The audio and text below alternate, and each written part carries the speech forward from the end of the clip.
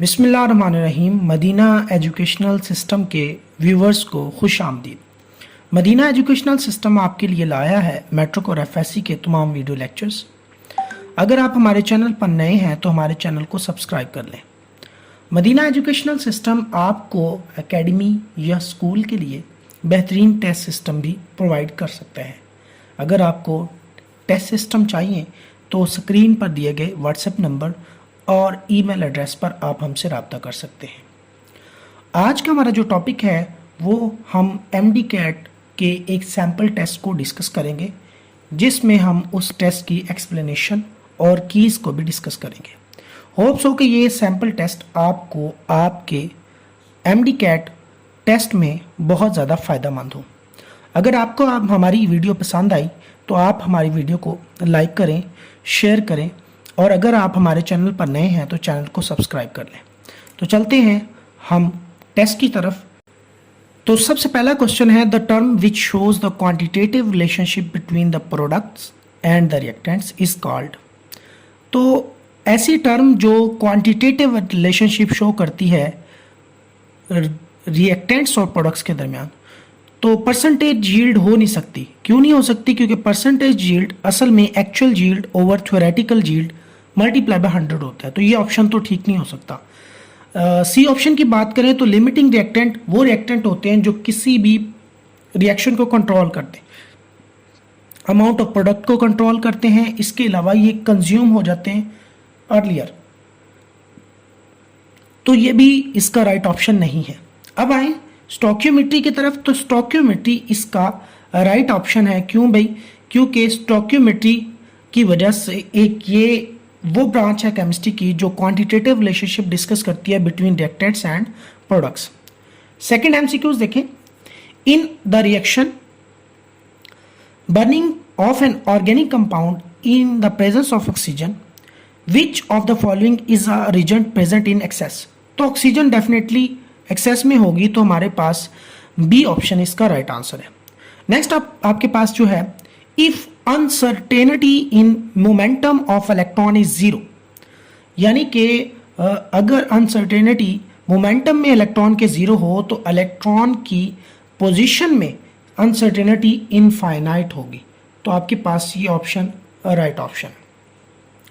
Next आपके पास क्या है जी, फोर्थ पे, in a discharge tube positive rays moves in the direction of. तो positive rays cathode towards cathode move करती हैं, तो हमारे पास बी ऑप्शन इसका राइट आंसर है। फिफ्थ में, the unit is commonly use by metrologist. तो मेट्रोलॉजिस्ट मिली बार को कॉमनली यूज करते हैं। नंबर 6 पे, if pressure and volume of a gas are variable, यानी पी और वी वेरिएबल हैं जबकि टेम्परेचर कांस्टेंट है, तो ये कौन सा लॉ होगा? Remains constant, this belongs to Boyle's law. तो ये बॉयल्स लॉ इसका राइट ऑप्शन होगा।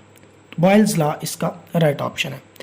नेक्स्ट आपके पास question number 7, if a graph plotted between pressure on X axis and volume on Y axis, Boyle's for Boyle's law verification the curve obtained is called. तो आपको पता है Boyle's law में temperature जो होता है वो कांस्टेंट होता है, और कांस्टेंट टेम्परेचर मीन आइसोथर्म। तो इस ग्राफ को हम आइसोथर्म कहते हैं। क्वेश्चन नंबर 8 पे देखें, all the halogens are diatomic molecules. All the halogens are diatomic molecules. Molecules होते हैं और एक जैसे एटम पर मुश्तमिल होते हैं, सो इनके दरमियान इलेक्ट्रोनेगेटिविटी का डिफरेंस 0 होता है, तो ये नॉन पोलर होंगे। नेक्स्ट आपके पास sodium metal shows metallic cluster is explained by diffusion of sodium ion, oscillation of loose electron, excitation of free protons, या स्ट्रॉन्ग क्रिस्टल लेटेस। तो इसका डी ऑप्शन राइट ऑप्शन होगा। स्ट्रॉन्ग क्रिस्टल लेटेस जो है वो क्या करती है?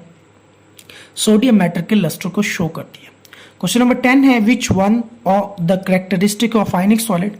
तो आयनिक सॉलिड ऐसे सॉलिड्स होते हैं जिनमें आयनिक बॉन्ड होता है, जैसे कि सोडियम क्लोराइड, पोटाशियम क्लोराइड वगैरह वगैरह। आमतौर पर अगर आपने इनको आइडेंटिफाई करना है तो आप देखें उनमें इलेक्ट्रोनेगेटिविटी का डिफरेंस 1.7 से ज़्यादा है। अगर ज़्यादा है तो वो आयनिक होंगे, कम है तो वो कोवलेंट होंगे। तो इनका high vapour pressure number A option, B option good conductivity, C option low melting points, D option solubility in polar solvent. तो इसका डी ऑप्शन राइट ऑप्शन है। वाई? बिकॉज ये क्योंकि पोलर नेचर के होते हैं, डिसोसिएट हो जाते हैं, आयनिक फॉर्म में होते हैं, इस वजह से ये पोलर सॉल्वेंट में डिसॉल्व हो जाते हैं। In closest packing of metals atom space occupies is, यानी कि अगर एटम की क्लोजेस्ट पैकिंग है तो उनमें कितनी स्पेस ऑक्युपाई करते हो, तो ये हमारे पास 74%। नेक्स्ट हमारे पास क्वेश्चन नंबर 13 देखिए हमारे पास, the type of hybridisation in diamond is. तो डायमंड में कौन सी हाइब्रिडाइजेशन होती है, तो डायमंड में sp3 हाइब्रिडाइजेशन होती है। A reaction with a tendency of occurring in forward and backward direction simultaneously is termed as. ऐसा रिएक्शन जो एक ही वक्त में दोनों फॉरवर्ड और रिवर्स डायरेक्शन में प्रोसीड करने की सलाहियत रखता है, उस रिएक्शन को हम रिवर्सिबल रिएक्शन कहते हैं। ये फर्स्ट में फॉरवर्ड होता है और आफ्टर सम टाइम ये रिवर्सिबल हो जाता है। The rate of a reaction increase as the reaction proceed, decrease as the reaction proceed, remain unchange और नन ऑफ दिस। तो रेट ऑफ रिएक्शन डिक्रीज करता है जैसे जैसे रिएक्शन प्रोसीड करता है। नेक्स्ट आपके पास question number 16, the rate of chemical reaction help in designing industrial processes which is completed instantaneously, slow, economical, none of this.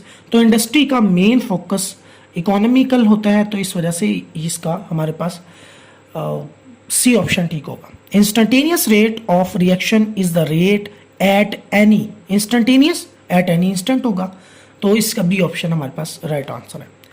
Question number 18, exothermic reaction, heat is exo में exit होना, heat given out to the surrounding, तो इसका हमारे पास B option right option है जी। Question number 19, anything under test और observation in laboratory is called system. Next हमारे पास question number 20, heat is the energy that flow across surrounding boundaries of the system, only with in the system, all of these. तो ये boundaries of the system में flow करती है। Question number 21, conversion of electrical energy into chemical energy. तो electrochemistry में हम इसको discuss करते हैं, electrical energy into chemical, chemical into electrical. Decrease in oxidation number is, oxidation number का कम हो जाना, तो ये रिडक्शन होता है। Question number 23, where the attractive forces dominate the repulsive forces, a state corresponding to the distance of dash is reached। तो इसमें हमारे पास जहाँ पर ये आपने चैप्टर नंबर 6 फर्स्ट ईयर में पढ़ा होगा कि जब दो हाइड्रोजन के मॉलिक्यूल आपस में अप्रोच करते हैं तो एक ऐसे डिस्टेंस पर आकर कंप्रोमाइज कर लेते हैं जहाँ पर अट्रैक्टिव फोर्सेस रिपल्सिव फोर्सेस को डोमिनेट कर जाती है और वहाँ पर बॉन्ड बन जाता है। तो वो डिस्टेंस 75.4 पिकोमीटर है। How much hydrogen atom approach each other when potential energy decreases. तो 2, 3, 4, 5, तो 2 एटम्स जो हैं वो अप्रोच करते हैं। In periodic table the ionisation energy decrease, periodic table में ionisation energy top to bottom जो है वो राइट टू लेफ्ट और left to right, top to bottom, bottom to top. तो राइट टू लेफ्ट असल में लेफ्ट टू राइट इंक्रीज करती है, तो राइट टू लेफ्ट ये डिक्रीज करेगी ionisation energy. Group 1 element are called, तो ग्रुप 1 के एल्कली मेटल्स, ग्रुप 2 के alkaline earth metals, group 3 boron यानी 13 group boron family, 14 carbon family, 15 carbon के बाद नाइट्रोजन फैमिली, उसके बाद 16 पे ऑक्सीजन, 17 पे हैलोजेंस, 18 पे आपके पास नोबल गैसेस होती हैं। तो इसका ए ऑप्शन ठीक होगा। Question number 27, which of the following is non metallic in nature. तो नॉन मेटालिक में आपके पास बोरोन है, ये निहोनियम, टाइटेनियम और गैलियम, ये तीनों के तीनों मेटल्स हैं। विच of the following is not a coinage element, यानी कौन से कॉइन बनाने में इस्तेमाल नहीं होते। सिल्वर के होते हैं, कॉपर के होते हैं, गोल्ड के होते हैं, तो आयरन के नहीं होते। What are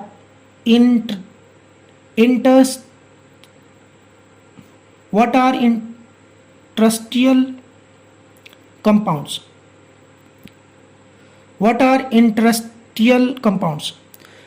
Transition elements containing small proportion of hydrogen, boron, carbon, nitrogen. Transition elements containing small proportion of helium, neon, argon, krypton, argon, xenon. The compound in which transition elements are in their highest oxidation state. The compound of the transition element which are not stable. तो इसमें A option है ऐसे transition elements जो hydrogen, boron, carbon और nitrogen contain करते हैं। The formula of ester, तो ester का फार्मूला जो है हमारे पास वो है RCOOH RR। तो अगर C डबल बॉन्ड O और O के साथ दोनों तरफ हम कोई अल्काइल ग्रुप लगा दें तो वो एस्टर बन जाता है। The number of isomers of hydrocarbons within 30 elements, तो वो ऑलमोस्ट 4 बिलियन उसके होते हैं।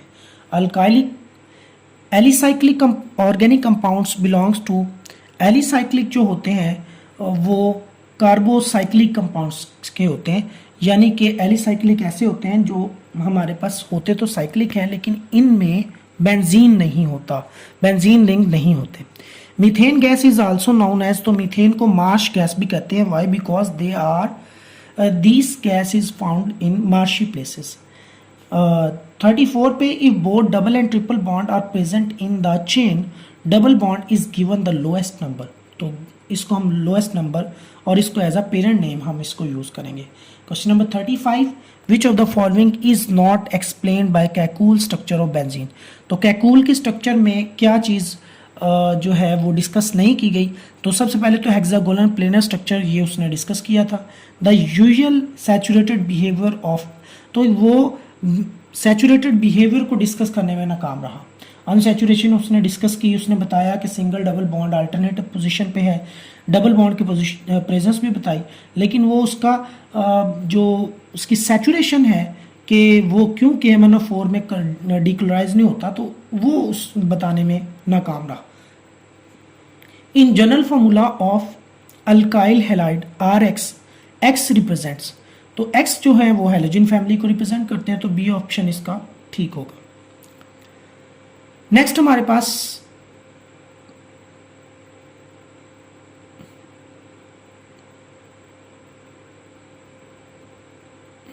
नेक्स्ट जो है हमारे पास क्वेश्चन नंबर 37 है, which catalyst is used in the preparation of alkyl halide from alcohol, तो कौन सा कैटलिस्ट इस्तेमाल होता है, तो इसमें जिंक क्लोराइड को हम इस्तेमाल करते हैं।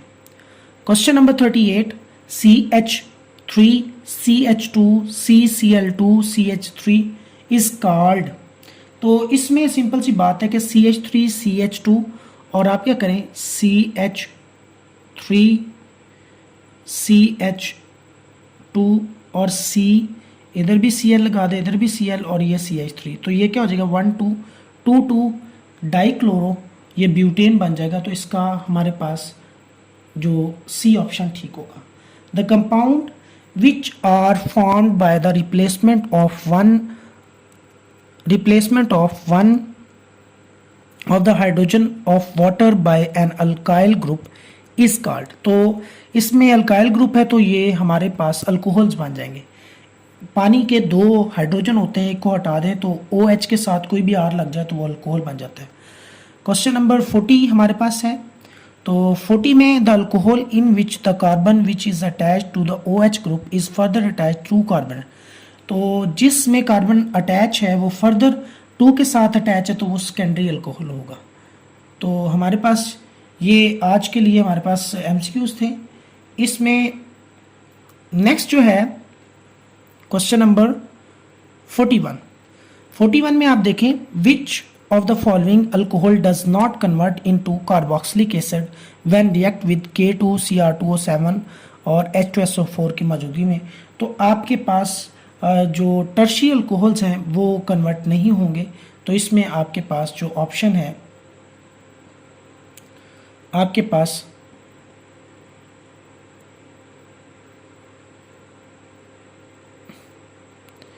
जी, इसमें आपके पास ए ऑप्शन राइट आंसर है। नेक्स्ट जी, nucleic addition reaction of carbonyl compound can be catalysed by, तो इसमें कैटालाइज्ड वो एसिड से भी हो सकता है, बेस से भी हो सकता है, दोनों से हो सकता है। 43 में which of the following compound is present in camphor and methanol, तो इसमें कीटोन्स जो होता है वो दोनों में मौजूद होता है, अल्डिहाइड नहीं होते, अल्कोहल्स नहीं होते, एस्टर्स भी नहीं होते, तो इसमें डी ऑप्शन राइट ऑप्शन है। Cyanohydrins when react with mineral acid produce, तो साइनोहाइड्रेन्स जो है वो जब मिनरल एसिड से रिएक्ट करती है तो वो क्या प्रोड्यूस करती है, तो वो अल्फा हाइड्रोक्सी कार्बोक्सिलिक एसिड को प्रोड्यूस करती है। 45 पे the compound having COOH group, COOH में आपके पास जो है वो कार्बोक्सिलिक एसिड है, यानी कि carbonyl group C double bond O और OH, दूसरी तरफ कोई भी अल्काइल ग्रुप लग सकता है, तो इसका ऑप्शन हमारे पास ये C ऑप्शन आपके पास राइट आंसर होगा।